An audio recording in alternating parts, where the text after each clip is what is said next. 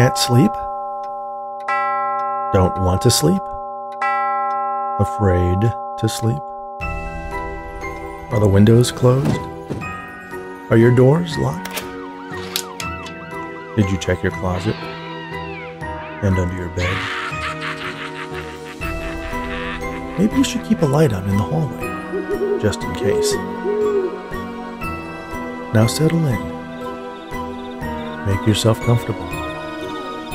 Lay back. Close your eyes. And let me tell you a story. This week, it's another mystery featuring my favorite investigative duo, Black and White. For those of you who aren't familiar with them, Isaac Black is a former police detective who lost his sight, and Jeremy White is his assistant and nurse. Isaac is called upon to help find an invaluable jade carving, and even though he's blind, he manages to see what others do not. Enjoy. The Jade Dragon. "Why is it called a drawing room?" Jeremy White asked, as he and his companion entered the wood-paneled room, richly appointed with antique furniture, portraits with gilded frames, and an enormous oriental rug. "It doesn't look like anyone does any drawing in here." "It's derived from the term withdrawing room, a place people withdrew to when they wanted to be alone," Isaac Black explained, as he adjusted the dark glasses that obscured his sightless eyes. "These days, a drawing room is generally used to entertain guests." "The question was rhetorical, Isaac. There's no one here yet to be impressed," Jeremy told him. "Save the trivia. I've already heard it all."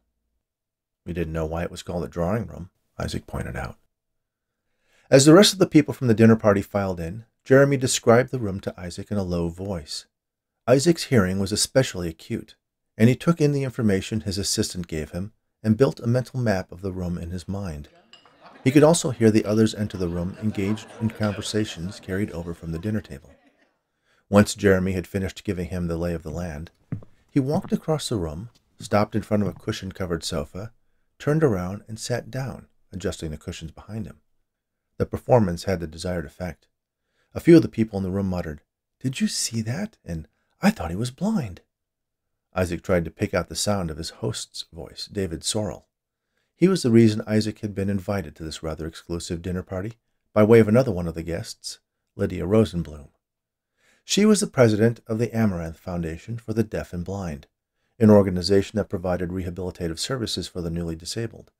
The organization, and specifically Lydia, had literally saved Isaac's life. He had been a detective with the Chicago Police Department when he was shot in the head pursuing a suspect. Miraculously, he had survived, but the injury to his brain left him totally blind. He was in the throes of depression and seriously considering suicide when Lydia got word of his situation and made available to him all the services required to teach him to live a fulfilling and independent life, including introducing him to Jeremy White, who was initially employed as his nurse but now functioned more as Isaac's assistant. To repay her kindness, Isaac began helping Lydia out with her little mysteries, as she called them. Certain problems that she and her staff, certain donors and beneficiaries of the foundation had, which could be solved by Isaac's particular talents. During his career with the CPD, he had been the detective with the highest clearance rate, and even though he could no longer see, his mind was still as keen as ever. Isaac even asserted that his ability to discern clues that other people overlooked was heightened without the distraction of sight. David Sorrell was one of the top benefactors to the Amaranth Foundation, but it didn't matter who it was Lydia asked him to help. Isaac was forever in her debt, and thus always at her disposal. She had given him the short version of the problem her donor needed help with, a missing statuette of some sort, that was causing quite a rift in the Sorrell household. Isaac had picked up part of the story during dinner, and even more of the context concerning the relationships between the members of the family. Any sighted person would likely have been able to see the disdain people held for others by the look on their face. But Isaac found he was able to discern even more by the tone in their voices, and especially who talked to whom and who didn't. During the dinner, he had answered a few polite questions addressed to him, but for the most part he listened, and by the time dessert was served, he had a pretty good idea of the dynamics at play. And in his experience, that was usually where the answers lay. At the end of the meal, Isaac rose to his feet and clinked his wine glass with the edge of his knife. It had the desired effect. The conversations around him abruptly ended, and everyone shifted their attention to him. Mr. Sorrel, I want to thank you for your kind invitation and the wonderful meal. You're quite welcome, David replied. I was wondering if this would be a good time for me to help you with the situation Lydia has brought to my attention. Might I suggest we adjourn ourselves to your drawing room? Isaac didn't wait for an answer. He stepped away from the table, held out his left hand. Jeremy got up and stepped in front of Isaac, positioning his elbow to guide him. Yes, I think that would be fine, David replied. Which way? Jeremy asked. Their host nodded toward a short hallway, and Jeremy began leading Isaac in that direction. It wasn't until they were almost out of sight that the other guests started rising from the table to join them. And now there were a dozen people crowded into the modestly sized drawing room, most of them forced to stand. Isaac was alone on the sofa, with only the cushions for company. He turned his gaze, obscured by dark lenses, in the direction of the desk that Jeremy had indicated was to his left, hoping that his assumption that David Sorrel would sit behind it was correct. It was. I understand something is missing, Isaac said. Sorrel nodded, then realized he was answering a blind man and said, Yes, it's a jade statue of a dragon. About 4 inches tall, Isaac told him. Precisely, Sorrel said, surprised.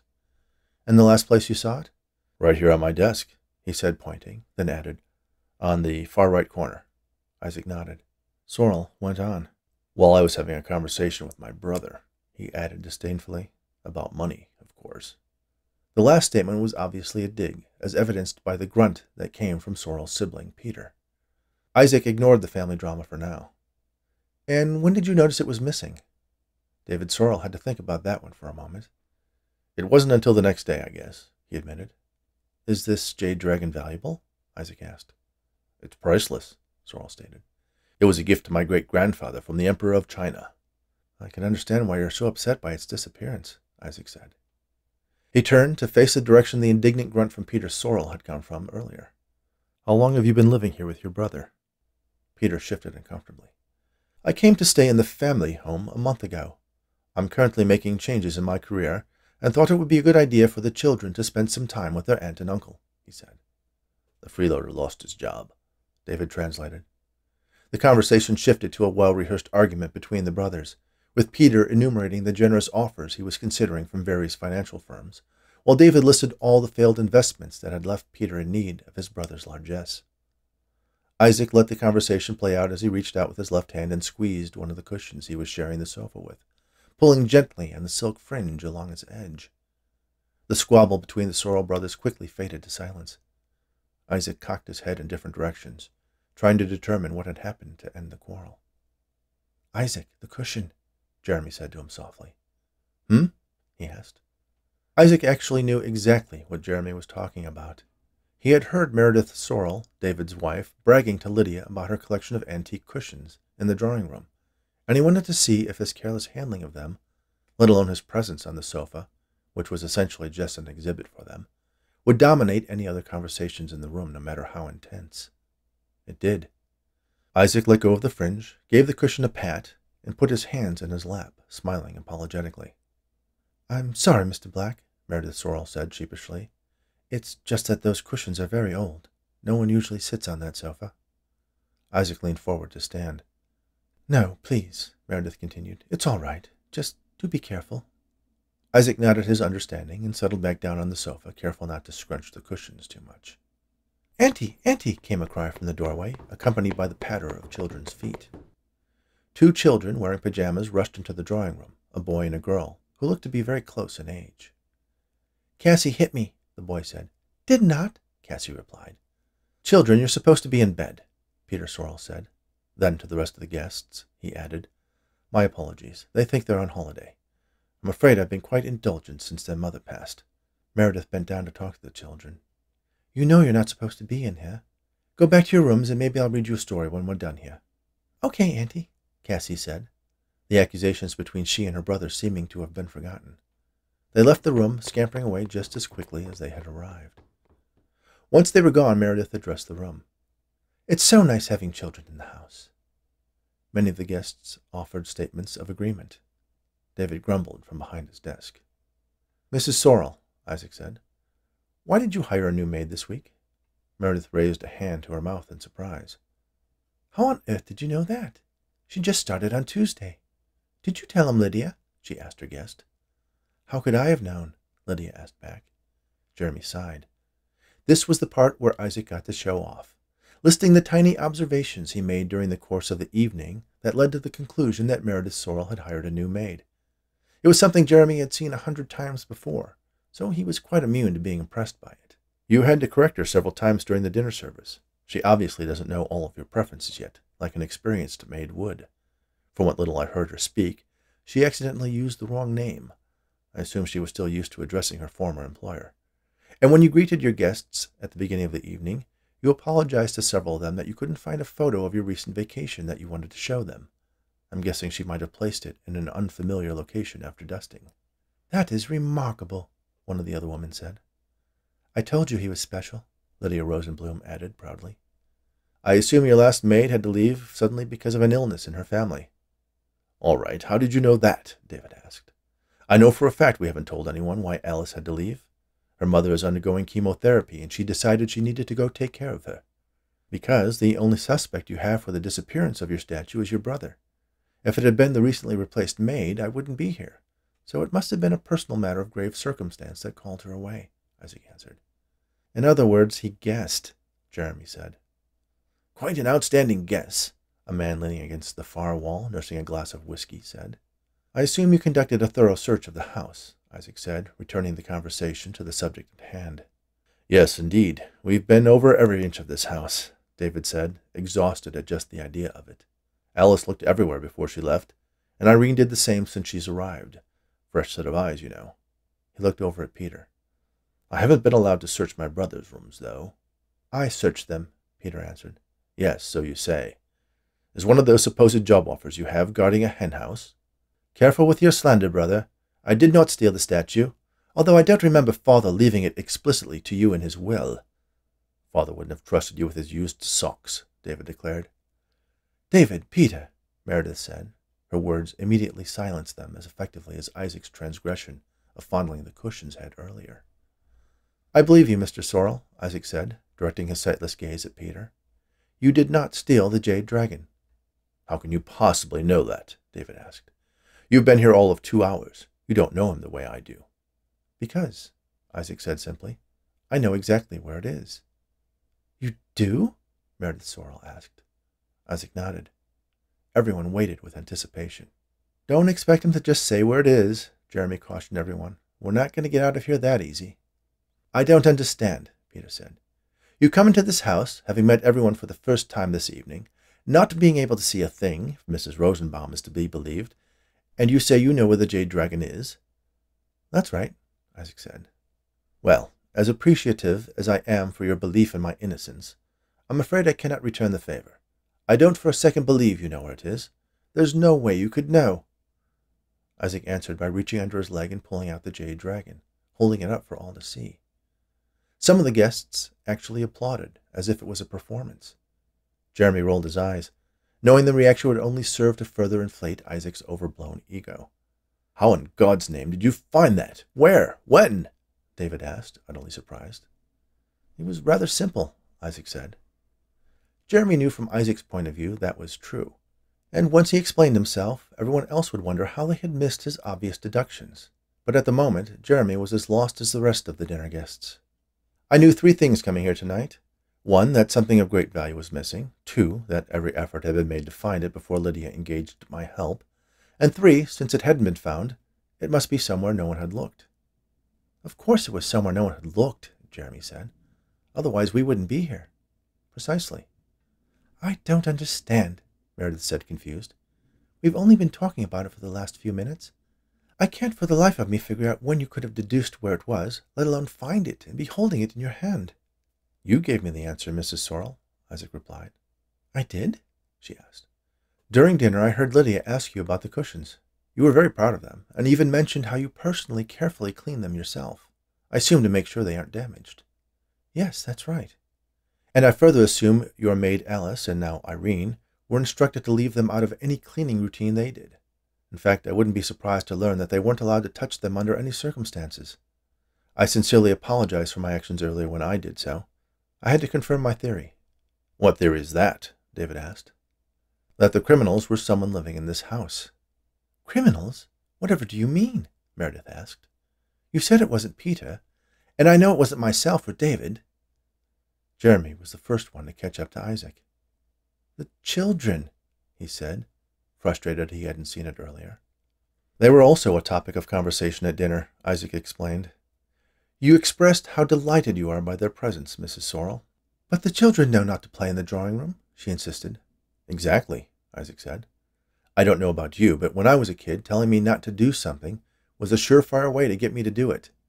I suspect they were playing in here at some point between David and Peter's argument and when the dragon was discovered to be missing. It is one of the few items that would catch a child's attention in this room. You still haven't told us where you found it, Peter said. Isaac smiled. I found it exactly where I find most of the things I lose in my own home. He spread his arms out, in between the sofa cushions. You must be joking, Jeremy said. Tell me you're joking. Isaac turned toward his assistant. When you described the room to me when we entered, I realized that the only place no one would have thought to look was the one place that everyone would not even have considered. I presume that the children had been playing in here. The dragon had either been tossed or fell into the sofa, which they knew was even more off-limits than the drawing room, and both of them were too afraid to admit what they had done, especially considering the strife the statue's disappearance had caused among the family. So, when I had the opportunity, I went directly to the sofa, sat down and slipped my hand between the cushions, found the statue tucked between them, and slipped it under my leg. And made your overly dramatic reveal to impress all of us, Jeremy added. I didn't think it was overly dramatic, Isaac said. He rose to his feet and walked over to the desk where David Sorrel was sitting and placed the statue precisely on the back right corner. You must be able to see a little bit, one of the guests accused. I can assure you, it is medically impossible for Mr. Black to see anything with severed optic nerves, Jeremy confirmed. Thank you, David said. Peter cleared his throat. David turned to his brother. I'm sorry I accused you, Peter. It was wrong of me, he said humbly for all to hear. Apology accepted, Peter replied. This has been a most remarkable evening, Mr. Black, David said to Isaac. I can see why Lydia speaks so highly of you. You made it sound so obvious, but I quite think no one would have ever discovered where the children had left it until after Meredith and myself had passed, and maybe not even then. Not only that, I would have resented my brother for the rest of our lives. I am truly grateful. There must be something I can do to repay you. Isaac turned to Lydia. Just keep writing checks to the Amaranth Foundation. You can count on it, David assured him. As for me, Jeremy mentioned that you have a cocktail card in this room, and I heard you talking during dinner about a 50-year-old single malt Scotch whiskey you had recently acquired. I'm not sure I'll ever have another opportunity to try something like that. David smiled proudly.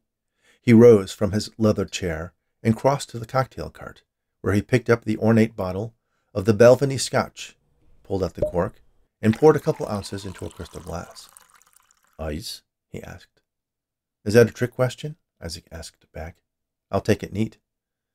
Good answer, David said, deeming the detective worthy of drinking it. Isaac held out his hand and David placed the glass in it. He lifted it to his lips, then paused to allow the aroma to drift into his nose. Then he took a sip, savoring the experience, slowly drinking and enjoying every drop. They stayed a while longer while Isaac received compliments and praise from the guests, and a particularly strong thank you from Peter, who seemed to carry himself with a renewed sense of pride. As they were walking out toward the waiting Uber, Jeremy said to his friend, You know, that was a $50,000 bottle of scotch. $57,350.97, Isaac corrected. You could have asked for a check. We do have bills to pay. Isaac nodded. George Bernard Shaw once said, Whiskey is liquid sunshine. And that's the closest I've come to seeing sunshine since I... There was no need for Isaac to finish his sentence. Jeremy knew exactly why he had accepted a meager shot of fine whiskey over any amount of money. There were moments, even since he had reinvented himself as a private detective and put the worst of his depression behind him, when he became acutely aware that there were things he would never see again. Likely the entrance of the excited children was one that especially hit home. Just don't start singing John Denver tunes, Jeremy warned. Hearing you try to belt out Sunshine on My Shoulders would spoil the moment. Isaac laughed. Deal, he said, as they got into the back of the town car and rode away.